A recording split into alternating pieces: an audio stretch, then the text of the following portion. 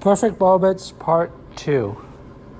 This state of worry, often constant worry, paired with control, parentheses planning, guiding, scheming, etc., is referred to by many terms. One, a religious term, may be, quote, acts of the flesh. We keep ourselves alive by our efforts, hence, if we want to eat, we must work. Parentheses, trust funds and generous family members notwithstanding.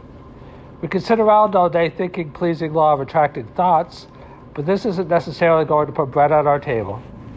So we need to make the effort.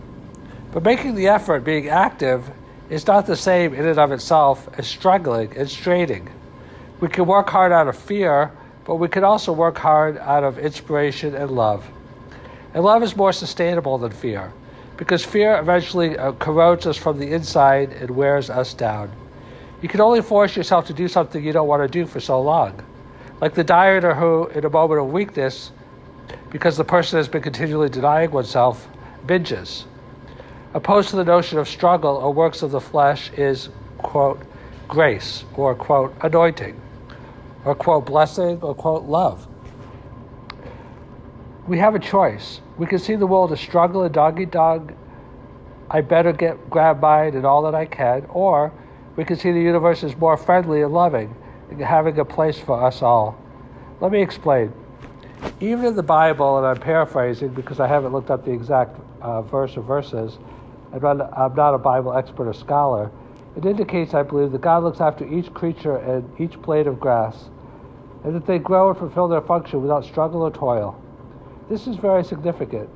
There is a force in us and outside of us, parentheses, it is accessible to us but larger than us as well, which can guide us. You can call it intuition, you can call it grace.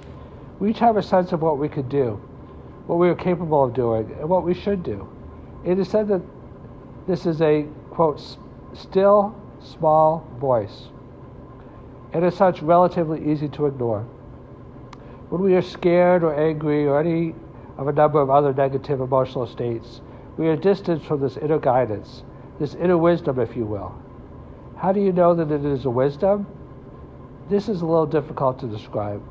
We all have done what we thought was right at one time and later come to regret it for one reason or another. Despite this, there is something inside of us that is both like a calculator and emotional GPS. Parentheses, the famous channel entity Abraham Hicks refers to this as an emotional guidance system. Let's look at these two aspects, parentheses, and there may be well be more, one at a time. The calculator aspect. There is something inside of us that weighs, measures, and sorts all of the information that we have, much of which at times may be subconscious or even unconscious.